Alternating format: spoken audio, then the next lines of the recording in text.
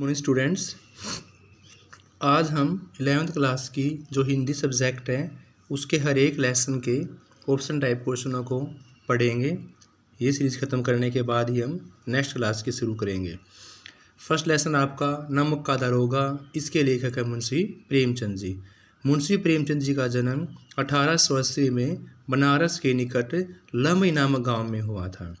1880 में बनारस के निकट लम्ही नामक गांव में हुआ और इनका जो देहांत है वो 1936 ईस्वी में हुआ। तो नमक का दरोगा किसके द्वारा लिखी गई? प्रेमचंद के द्वारा। इनका जन्म 1880 में बनारस के निकट लम्ही गांव में हुआ और इनका देहांत 1936 ईस्वी में हुआ। आओ हम इसके छोटे क्वेश्चन करते हैं। फर्स्ट क्वेश्चन स्टूडेंट्स आपका कि नमक का दरोगा जो है वो साहित्य की किस विधा के अंतर्गत आती हैं? यानी कि नमक का दरोगा आपकी कहानी है, निबंध है, कविता है। तो नमक का दरोगा आपकी एक क्या है? कहानी है।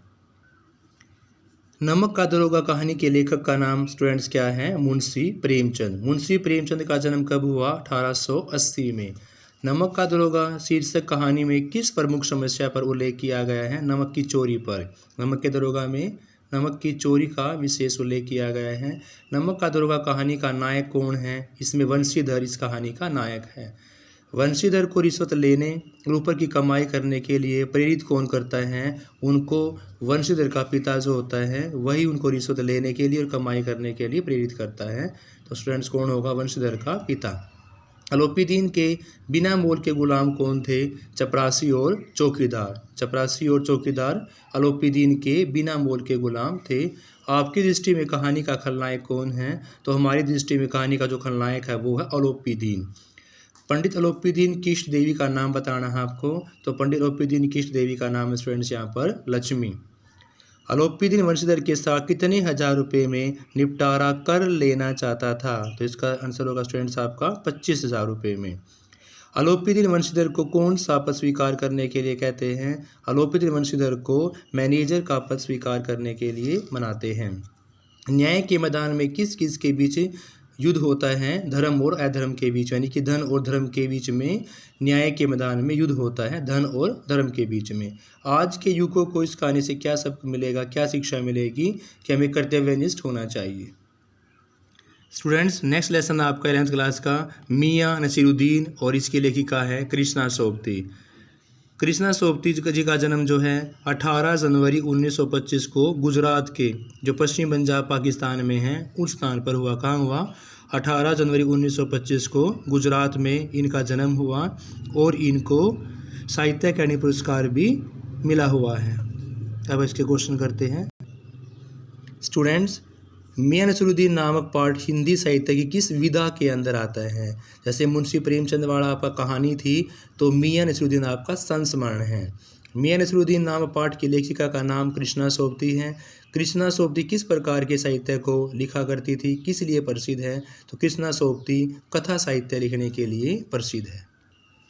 Next question students, Krishna Sobti ji का जन्म कब हुआ? 1925 में। कहाँ हुआ? गुजरात में। तो देखो पहले जन्म पूछा हुआ है कब हुआ? 1925 में। किस स्थान पर हुआ? गुजरात में। मियाँ नसीरुद्दीन नामक पाठ कृष्णा सोबती की किस रचना में संकलित है? तो हम हस्मत जो रचना है उसमें यह पाठ संकलित है।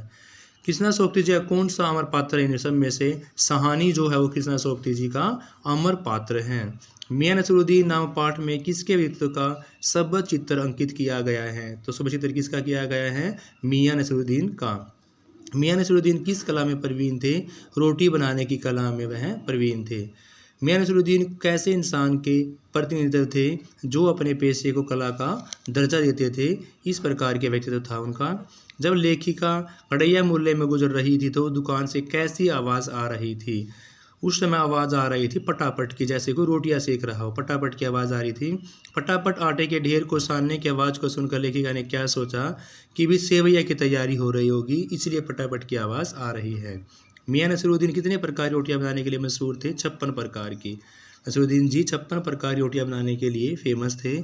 आँखों में काया भोलापन, परेशानी पर मंजे हुए कारीगर का तेवर। पेशानी का मतलब यहाँ पर क्या है? तो पेशानी का मतलब यहाँ पर है स्टूडेंट्स मस्तक। नेक्स्ट क्वेश्चन स्टूडेंट्स, मियां नसरुद्दीन ने लेखिका को क्या समझा था? अखबार नवीस। नसरुद्दीन ने लेखिका को एक अखबार नवीस समझा। मियां नसरुद्दीन ने अखबार के विषय में क्या कहा था? मियां नसरुद्दीन ने अखबार के विषय में कहा कि खेजों की खराफत है। मियां नसरुद्दीन की कारीगर का नाम बताना है बब्बन मियां। बब्बन मियां जी उनके कारीगर का नाम था। लेखिका के अनुसार नसरुद्दीन का खानदानी पेशा क्या था? नान भाई। नान भाई के नाम से फेमस थे वो। मियां नसरुद्दीन अपना उस्ताद किसको मानते थे? अपने वालिद को ही वह अपना उस्ताद मानते थे। कौन सी रोटी पापड़ के से भी महीन होती है? तो उनकी रोटी जो होती है वो पापड़ से भी महीन मानी गई है। मियां नसरुद्दीन का दादा का नाम था मियां कल्लन। उनके दादाजी का नाम था मियां कल्लन। काम करने से आता है, नसीहतों से नहीं, यह कथन किसने कहा था? यह कथन कहा था नसीरुद्दीन जी ने। तालीम की तालीम से बड़ी चीज़ होती है। इस वाक्य का दूसरी बार प्रयुक्त तालीम का मतलब क्या होता? तालीम का मतलब होता है शिक्षा का ज्ञान। स्टूडेंट्स, तालीम का अर्थ यहाँ पर है शिक्षा का ज्ञान। कोई ऐसी चीज़ खिलाओ जो न आग से पके न पानी से बने, ये शब्द किसके द्वारा कहे गए थे? तो ये शब्द बादशाह सलामत के द्वारा कहे गए थे। पाठ में प्रयुक्त रुमाली शब्द का क्या अर्थ प्रयोग हुआ है? तो रुमाली का मतलब है रुमाल की भांति रोटी। रुमाल की भांति रोटी के लिए यहाँ पर रुमाली शब्द का प्रयोग हुआ है। थर्ड लेसन स्टूडेंट्स आपके पास, अप्पू के साथ 2.5 साल। अप्पू के साथ 2.5 साल के रचयिता है सत्यजीत राय। तो देखो स्टूडेंट्स, इनका जन्म 1921 में पश्चिम बंगाल कोलकाता में हुआ था। इनका जन्म 1921 में पश्चिम बंगाल कोलकाता में हुआ और सत्यजीत राय को फिल्म जगत के लिए 1992 में पुरस्कार करके इनका देहांत हो गया। यानी कि इनको मान पुरस्कारों से नवाजा भी गया और 1992 में इनका देहांत होगा। जीवन काल कहाँ से कहाँ तक है इसका? 1921 से 1992 तक। स्टूडेंट्स, फर्स्ट क्वेश्चन आपका, अप्पू के साथ 2.5 साल पाठ के लेखक का नाम है सत्यजीत राय। अप्पू के साथ 2.5 साल नामक किस विधा में लिखा गया है? संस्मरण में है। देखो, मियां नसरुद्दीन वाला भी संस्मरण था आपका, प्रेमचंद वाला आपकी कहानी थी, तो अप्पू के साथ 2.5 साल भी क्या है? एक संस्मरण है। उनका जन्म 1921 में हुआ था। प्रस्तुत संस्मरण किस फिल्म से संबंधित है? पथेर पंचाली। संस्मरण तो लिखा गया लेकिन फिल्म कौन सी है उसमें? पथेर पंचाली फिल्म है। पथेर पंचाली किस भाषा में लिखा गया उपन्यास है स्टूडेंट से? तो पथेर पंचाली हमारा एक बांग्ला भाषा में लिखा गया उपन्यास है। श्री सत्यजीत राय द्वारा कौन सी फीचर फिल्म से निर्देशित की गई थी? उस फिल्म का नाम बताना है। तो वो फिल्म आपकी स्टूडेंट्स थी Pather Panchali. Next question students आपका, फ्रांस की सरकार ने सत्यजीत राय को किस पुरस्कार से सम्मानित किया था? तो लीजेंड डी ऑनर से फ्रांस की सरकार ने उनको पुरस्कार से पुरस्कृत किया था। भारत सरकार ने सत्यजीत राय को किस श्रेष्ठ पुरस्कार से? भारत सरकार ने उसको भारत रत्न से सम्मानित किया था। उनका देहांत कब हुआ था? 1992 में। जन्म 1921 में हुआ और देहांत 1992 में हुआ। पथेर पंचाली फिल्म की शूटिंग का काम कितने साल तक चला? 2.5 साल तक चला। किस कंपनी में वो काम करते थे? विज्ञापन की कंपनी में काम करते थे। कौन? सत्यजीत राय। फिल्म आरंभ करने से पहले कौन से काम के लिए बड़ा आयोजन किया गया था? सबसे पहले कलाकार को इकट्ठे करने का काम किया गया था। फिल्म को बनाने से पहले क्या काम किया गया था? कलाकारों को इकट्ठा करने का। अप्पू की भूमिका निभा लड़के का नाम था सुबीर बनर्जी था। जो अप्पू की भूमिका निभा रहे थे उनका नाम था सुबीर बनर्जी। इंदिरा ठकराइन भूमिका निभाने वृद्धा का नाम था चुन्नी बाला देवी। उस बुढ़िया का नाम क्या था? चुन्नी बाला देवी था। चुन्नी बाला देवी की आयु थी 80 वर्ष। रेलवे लाइन के समीप मैदान कौन से फूलों से भरा हुआ था? कास फूलों से। मैदान किससे भरा हुआ था? कास के फूलों से भरा हुआ था। नेक्स्ट स्टूडेंट्स आपके पास, 7 दिनों के पश्चात आने पर फिल्म का शूटिंग आरंभ क्यों नहीं कर सका? क्योंकि जानवरों द्वारा कास फूल खा लिए गए थे, इसलिए वहाँ शूटिंग आरंभ नहीं हो चुकी। फिल्म के काम करने वाले कुत्ते का नाम था भूलो। उस कुत्ते का नाम क्या स्टूडेंट्स? भूलो था। फिल्म में अप्पू की माँ क्या नाम था? सर्वजया। अप्पू की माँ का नाम था सर्वजया। मिठाई वाले की भूमिका निभाने वाले का नाम क्या था? श्रीनिवास। फिल्म निर्देशन ने वर्षा का सीन किस मास में किया गया था? अक्टूबर मास में। जो वर्षा का सीन लिया गया था वो अक्टूबर मास में लिया गया था। अप्पू का घर किस गांव में दिखाया गया है? बोडाल गांव में। अप्पू का घर बोडाल गांव में दिखाया गया है। पुकुर का क्या मतलब होता है? पुकुर का मतलब होता है स्टूडेंट्स पोखर। पुकुर का मतलब क्या स्टूडेंट्स? पोखर होता है। भूपेन बाबू की बोलती देखकर क्या बंद हो गई थी? सांप को देखकर उनकी बोलती बंद हो गई थी। साउंड रिकॉर्डिस्ट का नाम था भूपेन बाबू। स्टूडेंट्स, साउंड रिकॉर्डिस्ट का नाम क्या था? भूपेन बाबू। नेक्स्ट लेसन स्टूडेंट्स आपका विदाई संभाषण इसके रचयिता है बाल मुकुंद गुप्त जी। विदाई संभाषण के रचयिता है बाल मुकुंद गुप्त जी और इनका जन्म जो है 1865 ईस्वी में रोहतक जिले गुड़ियाणी गांव के लाला पूर्णमल के यहाँ हुआ। कहाँ हुआ? 1865 में रोहतक जिले के गुड़ियाणी गांव में लाला पूर्णमल जी के यहाँ पर पैदा हुआ और 1907 में 42 वर्ष की आयु में ये सर्व को सुधार गए, यानी कि 1907 में जब इनकी एज 42 साल की थी जब इनका स्वर्गवास हो गया। आइए स्टूडेंट्स ये क्वेश्चन देखते हैं। विधायी संभाषण पाठ के लेखक का नाम है बाल मुकुंद गुप्त। विधायी संभाषण पाठ के लेखक का नाम क्या स्टूडेंट्स है? बाल मुकुंद गुप्त है। प्रस्तुत पाठ लेखक की किस कृति में संकलित किया गया है? यह श्री शंभू के चिट्ठे से लिया गया है। बाल मुकुंद गुप्त जी का जन्म हुआ 1865 के अंदर, देहांत हुआ 1907 के अंदर। भी आपको बताया था 1865 में जन्म, 1907 में उनका देहांत हो गया था। किस समाचार पत्र पर बाल मुकुंद गुप्त जी ने संपादन किया था? तो भारत मित्र पर। कौन सी रचना बाल मुकुंद की नहीं है? तो मृगनयनी जो है वो बाल मुकुंद गुप्त जी की नहीं है। बाल मुकुंद गुप्त किस काल के पत्रकार थे? राष्ट्रीय नवजागरण के। राष्ट्रीय नवजागरण काल जो हमारा चला हुआ था उसमें के काल के पत्रकार थे। लेखन ने विधायी संभाषण किस अंग्रेज शासक विधायक के रूप में लिखा था? तो लॉर्ड कर्जन की विधायी संभाषण के बारे में लिखा था। लेखन ने तीसरी शक्ति किसे कहा? ईश्वर को बताया है। लेखक के अनुसार कौन सा समय करुणादायक होता है? जब हम किसी बिछुड़ते हैं तो बिछुड़ने का समय हमारे लिए क्या होता है स्टूडेंट्स? करुणादायक होता है। बिछुड़ने के समय मन में किसका आविर्भाव होता है? वियोग का, कि वियोग हो रहा, हम किसी से दूर जा रहे हैं। श्री शंभू के पास कितनी गायें थी? श्री शंभू के पास 2। क्वेश्चन स्टूडेंट, श्री शंभू ने अपनी कौन सी गाय पुरोहित को दान में दी थी? जो गाय शक्तिशाली थी वो गाय पुरोहित को दान में दे दी थी। शक्तिशाली जो गाय थी किसका प्रतीक थी? वो स्टूडेंट थी लॉर्ड कर्जन का। कमजोर गाय किसका प्रतिनिधित्व करती थी? साधारण जनता का। लॉर्ड कर्जन के शासनकाल में जो नाटक कांत कैसा था? नाटक कांत था स्टूडेंट्स दुखांत, दुख के साथ उस नाटक कांत होता है। इस पाठ में सूत्रधार शब्द किसके लिए प्रयोग किया गया है? सूत्रधार शब्द हम यहाँ पर लॉर्ड कर्जन के लिए प्रयोग किया गया है। पर्दे के पीछे एक और ही लीलामय लीला हो रही थी। इस वाक्य में लीलामय का मतलब क्या होता है? लीलामय का मतलब होता है स्टूडेंट्स यहाँ पर ईश्वर। ईश्वर के लिए यहाँ पर यूज किया गया लीलामय, लीला को दिखाने वाला। नींद और भूख आराम करने का मतलब होता है परेशानी में डालना। बिस्तर गर्म राख पर रखने का अर्थ होता है मुसीबत को बुलाना। जानबूझकर मुसीबत को बुलाने का मतलब क्या होता है? बिस्तर गर्म राख पर रखना। लॉर्ड कर्जन को किस मामले में पटकनी खानी पड़ती है? सेना अधिकारी की नियुक्ति करने के मामले में लॉर्ड कर्जन को पटकनी खानी पड़ती है। स्टूडेंट नेक्स्ट है आपका जार शब्द यहाँ किस देश के तानाशाह के लिए यूज किया गया है? तो जार शब्द यहाँ पर तानाशाह रूस के लिए यूज किया गया है। नादिर शाह किस देश के तानाशाह? नादिर शाह यहाँ पर ईरान के थे। कैंसर शब्द किस निरंकुश शासक के लिए प्रयुक्त किया गया है? जर्मनी के लिए। लॉर्ड कर्जन का स्वभाव जिद्दी था, यानी लॉर्ड कर्जन का स्वभाव जिद्दी था। दिल्ली के किस राजा की प्रार्थना नादिर शाह ने कत्लेआम को रोक दिया था? आसिफ शाह की वजह से। बंगाल विभाजन किस वायसराय ने किया? लॉर्ड कर्जन ने किया। नर सुल्तान नाम राजकुमार ने परिस्थिति के लिए किस स्थान व्यतीत किए थे? विपत्ति के दिन कहाँ पर किए थे उसने? नवरगढ़ के लिए। लास्ट क्वेश्चन स्टूडेंट्स, उनका जीवन काल जो है वायसराय के रूप में कब से कब तक रहे? वो अपने जीवन काल में वायसराय के रूप में 1904 से लेकर 1905 तक। कौन? लॉर्ड कर्जन क्या रहे? वायसराय रहे। पांचवा लेसन स्टूडेंट्स आपका गलता लोहा। गलता लोहा लिखा गया था आपका शेखर जोशी जी के द्वारा। गलता लोहा कहाँ तो लिखा गया कि शेखर जोशी जी के द्वारा। इनका जन्म 1932 ईस्वी में अल्मोड़ा जो उत्तराखंड के अंदर है।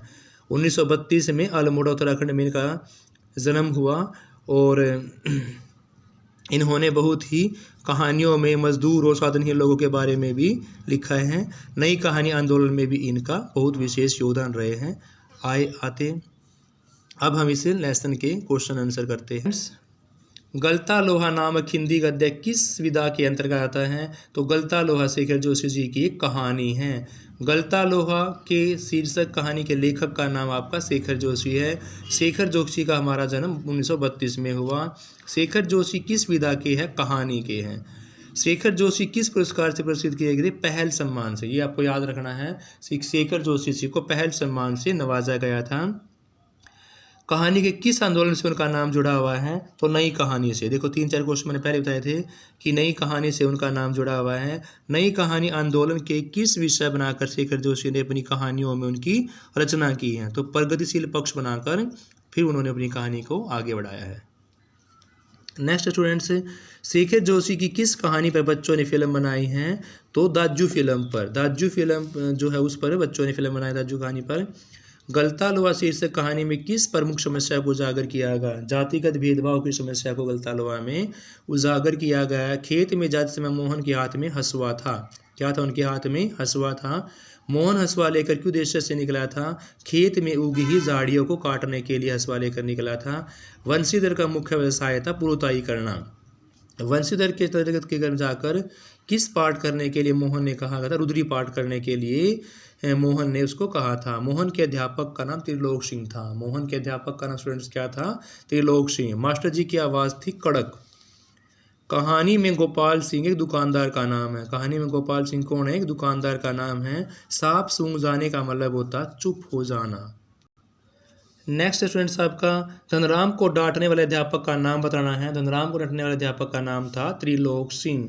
धनराम किस कक्षा में पढ़ रहा था? तीसरे दर्जे की कक्षा में पढ़ रहा था। तेरे दिमाग में लोहा भरा हुआ है, विद्या का ताप नहीं, यह कथन किसके द्वारा कहा गया था? तो यह कथन राम जी के द्वारा कहा गया था। मास्टर त्रिलोक जी जो गुजर गए होंगे, गलता लोहा कहानी में किसने कहा है? तो यह कथन मोहन जी ने कहा है। मोहन ने मास्टर त्रिलोक सिंह की कौन सी भविष्यवाणी को सिद्ध करके दिखाया था? छात्रवृत्ति प्राप्त करने की भविष्यवाणी को। मोहन पढ़ने के लिए किस शहर में गया था? मोहन पढ़ने के लिए लखनऊ में गया था। रमेश मोहन को क्या समझता था? नौकर। रमेश मोहन को एक नौकर समझता था। मोहन अपनी वास्तविकता नहीं बताना चाहता क्योंकि वह अपने पिता को दुख नहीं पहुंचाना चाहता, इसलिए अपनी वास्तविकता नहीं बताना चाहता कि उसकी वास्तविकता सुनकर उसका पिताजी दुखी ना हो जाए। ब्राह्मण टोले के लोग शिल्पकार टोले में बैठना नहीं चाहते क्योंकि वे शिल्पकारों को क्या समझते थे? नीच समझते थे, इसलिए उनके टोले में बैठना पसंद नहीं करते थे। उनकी आंखों में सजग की चमक थी। यह कथन किसके लिए कहा गया है? यह कथन मोहनलाल के लिए कहा गया है। नेक्स्ट आपका स्टूडेंट्स, स्पीति में बारिश। स्पीति में बारिश किसके लिखा गया? कृष्णनाथ के द्वारा। स्पीति में बारिश लिखा गया स्टूडेंट्स आपका कृष्णनाथ के द्वारा। कृष्णनाथ जी का जो जन्म है 1934 ईस्वी में हुआ था वाराणसी में। कहाँ हुआ? 1934 में वाराणसी के अंदर उनका जन्म हुआ और उनको मैकनाइट संपादन का कार्य भी मिला। पत्रिका कल्पना के नाम से जो थी उसमें भी उनका साहित्यिक इतिहास में बहुत कृति प्राप्त हुई कल्पना के अंदर। अंग्रेजी पत्रिका के लिए उनको मैकनाइट संपादन कार्य भी किया गया। जन्म उनका 1934 के अंदर हुआ वाराणसी के अंदर।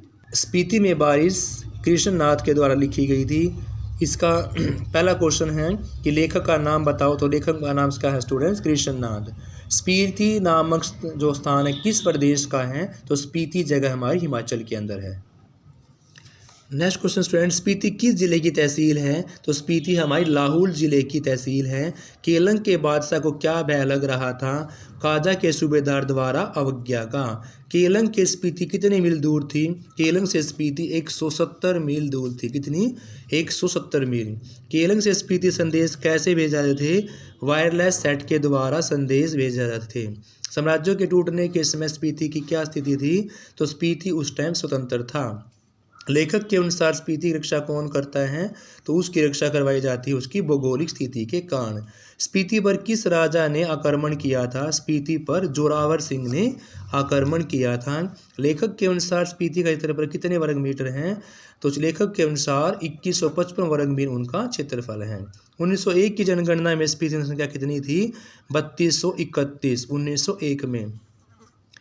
1840 में अंग्रेजों को लाहौल स्पीति का राज्य किस राजा से प्राप्त हुआ था? राजा गुलाब सिंह से प्राप्त हुआ था।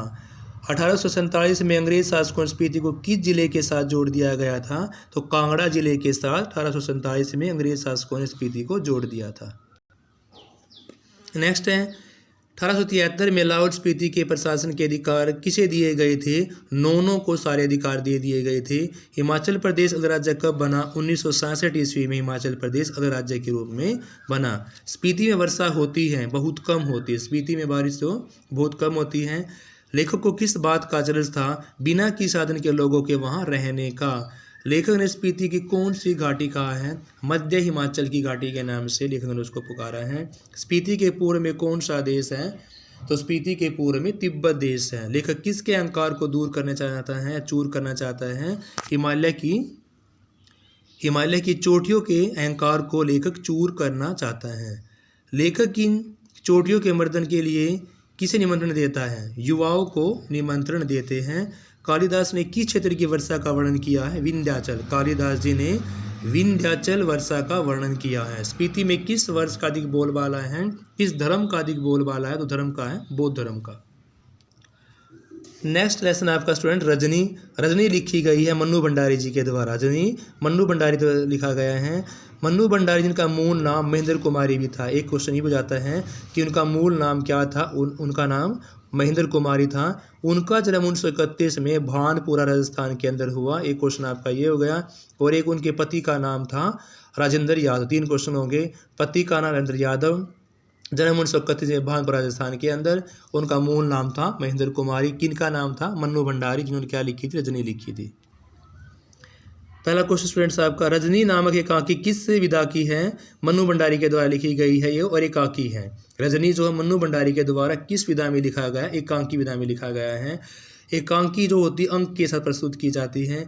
एकांकी में किसका रिजल्ट निकलने वाला? अमित का रिजल्ट निकलने वाला है। अमित किसका बेटा? अमित लीला का बेटा। अमित किस कक्षा में पढ़ता है? 7वीं कक्षा में पढ़ता है। अमित को कौन सी मिठाई पसंद है? केसरी रसमलाई पसंद है। अमित के मैथ में कितने अंक आते हैं? अमित के मैथ में 72 अंक आते हैं। अमित के मैथ में अंक कम आने का कारण था ट्यूशन्स ना लेना। अमित के मैथ टीचर का नाम था मिस्टर पाठक। मिस्टर पाठक 7वीं कक्षा में कितने बच्चों को ट्यूशन पढ़ाता? 22 बच्चों को वह ट्यूशन्स देता था। ट्यूशन लेना शुरू करो तुरंत वरना रह जाओगे शब्द किसके द्वारा कहे गए? मिस्टर पाठक ने अमित से कहे। अमित के स्कूल का वार्षिक परीक्षा परिणाम का क्या नियम था? वार्षिक परीक्षा की कॉपियां ना दिखाना। हेडमास्टर रजनी के चले जाने पर अपना गुस्सा किस पर निकालते हैं? चपरासी पर अपना गुस्सा निकालते हैं। हेडमास्टर से मिलने के पीछे रजनी किसके कार्यालय में चली गई थी? हेडमास्टर से मिलने के बाद रजनी जो है वो डायरेक्टर ऑफ एजुकेशन के कार्यालय में चली गई थी। डायरेक्टर ऑफ एजुकेशन पर चपरासी को डायरेक्टर से क्यों नहीं मिलने देती हैं? उसे चपरासी और रिश्वत नहीं दी थी, इसलिए उसे मिलने के लिए नहीं देते हैं। रजनी ने डायरेक्टर को अपना परिचय किस रूप में दिया था?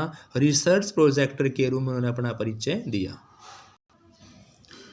डायरेक्टर ऑफ एजुकेशन के कार्यालय के रजनी किस कार्यालय में जाती हैं? किसी अखबार के दफ्तर के कार्यालय में वह जाती हैं। अखबार का संपादन रजनी को क्या कहकर उसका साथ देता है? एक अच्छा सा राइटअप तैयार करना। एक अच्छा सा राइटअप तैयार करने के लिए वह कहते हैं। सभा के अध्यापकों द्वारा ट्यूशन्स के संबंध में क्या तर्क दिया गया था? उन्हें वेतन बहुत कम मिलता है, यह तर्क उनको दिया गया था। रजनी अध्यापकों को क्या करने का परामर्श देती हैं? अन्याय के विरुद्ध आंदोलन करने का परामर्श देते हैं। रजनी ने शिक्षा संसार किस बुराई पर विरोध किया है? ट्यूशन्स पर। इस लेसन में ट्यूशन्स पर कड़ा विरोध किया गया है। नेक्स्ट स्टूडेंट्स आपका जामुन का पेड़। जामुन का पेड़ लिखा गया है कृष्ण चंद्र जी के द्वारा। और मुंशी प्रेमचंद के बाद जो कहानी विदा है उसको छूने का जो प्रयत्न किया है, पहुँचने का प्रयत्न जिसने किया वो किया कृष्णचंद्र जी ने। और यहाँ पर क्या लिखा गया? जामुन का पेड़। उनका जन्म 1914 ईस्वी में पंजाब का जिला है गुजरांवाला जो वजीराबाद नामक गांव में हुआ था। और उनकी मृत्यु 1977 के अंदर हुई थी। 1914 से लेकर 1977 तक उनका जीवन काल रहा। और जामुन का पेड़ किसके द्वारा लिखा गया स्टूडेंट्स? कृष्णचंद्र जी के द्वारा। फर्स्ट क्वेश्चन स्टूडेंट्स आपका, जामुन का पेड़ पाठ किस विधा के अंदर है? जामुन का जो पेड़ है वो एक हास्य व्यंग्य कथा है। जामुन का पेड़ पाठ के लेखक का नाम है स्टूडेंट्स कृष्णचंद्र। जामुन का पेड़ कहाँ खड़ा था? जामुन का पेड़ स्टूडेंट्स खड़ा हुआ था सेक्रेटेरिएट के लॉन में खड़ा हुआ था। पेड़ के गिरने का कारण था झक्कड़। झक्कड़ होने के कारण पेड़ गिर जाता है। पेड़ के नीचे दबा हुआ आदमी कौन था? वह एक शायर था। सबसे पहले फाइल किस कार्यालय में पहुंची थी? अंडर सेक्रेटरी के कार्यालय में सबसे पहले फाइल पहुंची। दूसरी बार कहाँ पहुंची? कृषि विभाग में। पहले पहुंची अंडर सेक्रेटरी में, दूसरी बार पहुंची कृषि विभाग में। हॉर्टिकल्चर डिपार्टमेंट किस से संबंध रखता है? हॉर्टिकल्चर डिपार्टमेंट हमारा फल फूल वाले पेड़ पौधों से संबंध रखता है। एग्रीकल्चर डिपार्टमेंट से वृक्षों काट कर दे व्यक्ति को निकालने से क्यों इनकार कर दिया? क्योंकि वह केवल खेती बाड़ी से संबंध रखता था, उनके अधिकार क्षेत्र से बाहर था। हॉर्टिकल्चर डिपार्टमेंट में जामुन के पेड़ काटवाने से मना क्यों कर दिया था? क्योंकि विभाग के नियम के विरुद्ध था, इसलिए उन्हें कटवाने से मना कर दिया था। लेखक ने जामुन के पेड़ पाठ के मदद से किस व्यवस्था पर व्यंग्य किया है? कानून की व्यवस्था पर व्यंग्य कसा गया है। जामुन का पेड़ पाठ के अधिकारियों का कौन सा व्यवहार व्यक्त हुआ है? अमानवीय है। दबे हुए व्यक्ति की कैसी दशा थी? यहाँ पर दयनीय। जो व्यक्ति दबा हुआ था उसके प्रति हमारे दया आ रही, तो इस अवस्था कैसी थी उसकी? दयनीय थी। पिटोनिया सरकार के प्रसंग के माध्यम से लेखक क्या दर्शाया गया है? भारतीय सरकार की ढुलमुल विदेश नीति को दर्शाया गया है। सांस्कृतिक विभाग किस मामले से संबंध रखता था? संस्कृति संबंधी मामलों से संबंध रखता था। प्रस्तुत पाठ में हास्य व्यंग्य के साथ साथ किस रस की धारा का प्रवाहित की गई है? करुण रस की धारा प्रवाहित की गई है। वास्तव में पेड़ का संबंध किस विभाग से था? वन विभाग से। पेड़ का संबंध वन विभाग से था। प्रस्तुत कहानी में लेखक ने मनुष्य को क्या प्रेरणा दी है? मानवीय मूल्य को अपनाने की प्रेरणा दी है। माली को किस प्रवृत्ति का बताया गया है? माली को दयालु प्रवृत्ति का बताया गया है। प्रस्तुत कहानी में कवियों की किस प्रवृत्ति पर व्यंग्य किया गया है? स्वार्थी। कि सारे जो कवि है वो स्वार्थी प्रवृत्ति के होते हैं। स्टूडेंट्स, हमने 8 लेसन उनके छोटे क्वेश्चन यहाँ पर कर लिए, बाकी क्वेश्चन हम नेक्स्ट वीडियो के अंदर करेंगे। यह जो वीडियोज़ आपके एसटेट के लिए, सीटेट के लिए, जितने भी टीचर्स के एग्जाम्स होते हैं उनके लिए, और ख़ासकर 11th क्लास के बच्चों के लिए बहुत इंपॉर्टेंट रहेगी। तो प्लीज़ इसको लाइक शेयर कमेंट करें। Thank you students.